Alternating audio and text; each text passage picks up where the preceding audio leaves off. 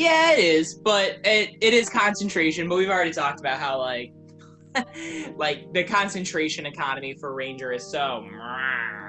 Yeah, I was gonna say it, but you ended up saying it, John, that it really sucks that you can't have favored foe active while trying to Searing Smite. I really wanted that. And I the might just reason say for you this, can.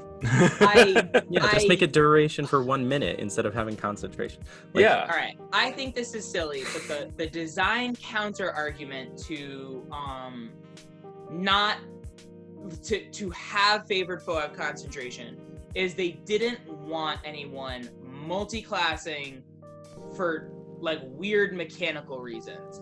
So like one example that got brought up is like, oh, why don't you just take a level of Ranger now to just get favored foe for everybody?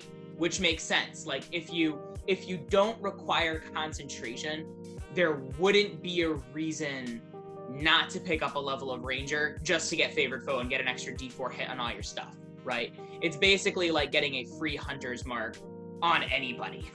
So the multi-classing game balance concerns are the reason that concentration is required on it. I don't think that's a very good reason. I think that the extra D4 to hit, there's so many other ways you can do it. You can do it with the idea is that, like, let's say you go one level of Warlock just to get Hex, right? I don't know why you do it, because Hex isn't that good, but you just want Hex. Hex at least requires concentration, right? So the idea is they didn't want you going one level of Ranger and then one level of Warlock on your fighter, so that your fighter is now doing, you know, D8 plus Hex plus favored foe all in a row, and then also getting action surge on top of it. You know what I mean? So there was a concern with some of the builds that would start to come out that again would start to invalidate a lot of other builds from play. That was the main counterpoint. Again, I'm mixed on it. I'm not really passionate one side of the spectrum or the other, but that was the idea. But if you start doing that kind of a build, you do start to go a little bit mad, isn't it? There's like a really wide attribute distribution. First of all, you need to already qualify. If you're a fighter, your things are what, strength and con or something, right? And then you have to have enough wisdom to go into, or enough dexterity, isn't it, for Ranger? Enough dexterity for Ranger, and then enough charisma for Warlock. And it's like, I don't even think, like, if you used a standard array, then I don't think you could even get to that point, because you wouldn't have enough stat bumps to put up like that, whatever your dump stat is. Like, so I don't know. To respect this tangent a little bit, 4th level character, 2 levels of fighter, 3 levels of fighter, 1 level of Ranger. You take Magic Initiate to get Hex.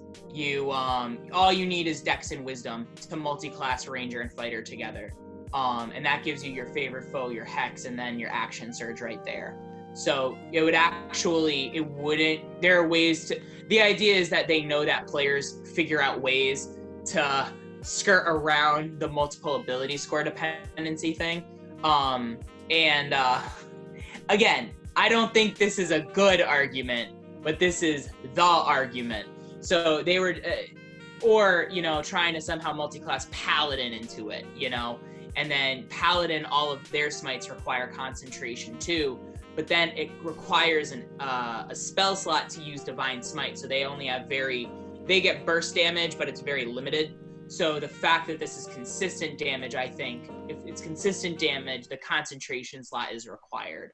To me, the way I would get around this, and I've done this a lot of times, is just make a Ranger-only magic item that says, now favored foe does not require concentration. But, yeah. The other way around it on my end of playtest materials is I am also of the mindset that if you're going to concentrate, or not, it doesn't take your concentration slot, but if you were concentrating on something and you lose concentration, then both go away. So I would say it doesn't take the slot, and you can cast, say, Hunter's Mark, but then if you lose concentration, both are gone. But then how do I track that? And where does it, do they just do it again? Oh boy. But I'd have to kind of play with it. And luckily, a lot of my players have bought into a lot of my playtest content, so we can try that out. And they're really good about giving me feedback.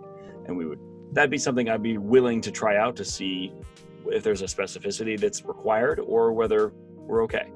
After this, we have Primeval Awareness, which was a third level feature with Ranger, and that has its own sort of misgivings. Now we get Primal Awareness. They're not the same at all. You can focus your awareness through the interconnections of nature. You learn additional spells when you reach certain levels in this class if you don't already know them. And these spells don't count against the number of spells that Ranger spells that you know. So you get additionally speak with plants, beast sense, speak with animals, locate creature, commune with nature, which makes a bunch of sense. These are thematic parts of Ranger that just make sense. Of course, you'd have this in terms of the story that Ranger tends to tell or the interwovenness that they have. This also just makes sense. Now you can cast each of these spells without expending a spell slot.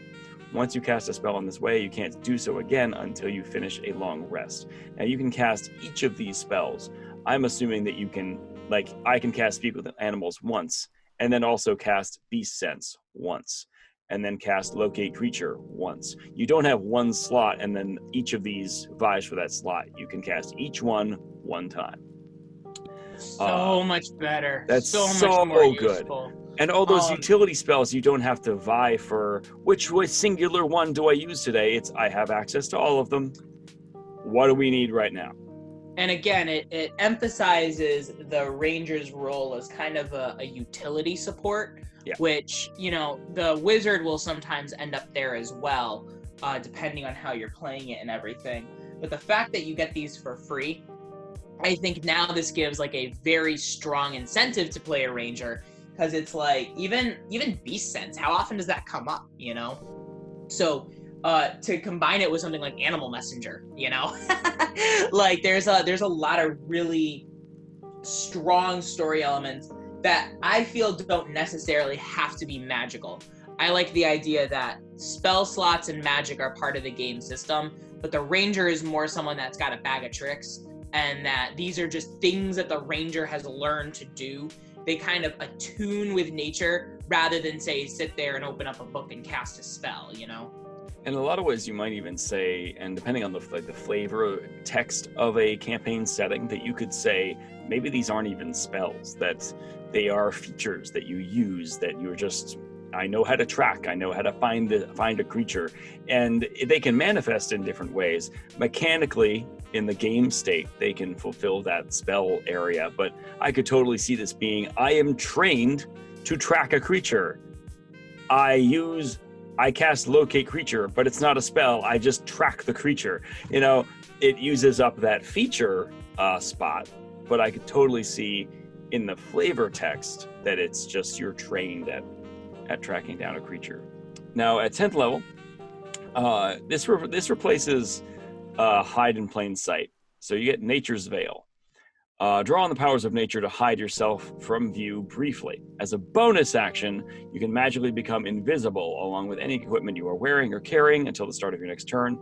Use this feature a number of times equal to your proficiency bonus, and you bring it back at the end of a long rest. Now this, one of our biggest things with Hide in Plain Sight was it takes time. It takes a minute to camouflage yourself, and we're like, okay, what's the rest of your party doing during this time while you rub yourself in mud and features and you totally camo yourself up and then I go blend in with the trees? Okay, well, we killed the goblin village while you were doing that, so you want to come down from the tree now? Whereas this is more I blend in and bonus action, not a minute, bonus action. That's great. We and can you're use magically that. Invisible, so that's another thing too, as opposed to I'm hidden, I hope they don't see me. It's it's just, no, you're just invisible. Perfect. Yeah. Thank you. Oh yeah, I think this is really good, obviously, but I also think that it's representing kind of a trend that they're doing throughout Tasha's, well, maybe not throughout Tasha's, but with that like psionic stuff, where I think Soul Knife can also do magical invisibility at a certain feature level, which is really nice. And then they also have in the feats, which we'll talk about later, I think it's Shadow Touched allows you to cast invisibility on yourself for free once per day or something. Mm-hmm. So I think it's really cool. I think that I don't see my players using invisibility often enough, and I think this will be like but personally I think this will be a really cool thing that expands the options for players and incentivizes people to go for Ranger as well, more than in the past. Yeah, definitely. Thank you so much for listening to some of our podcast highlights. This podcast is part of the Darkmoor Podcast Network. If you want to support the content creators, feel free to visit our Patreon. And please, game responsibly.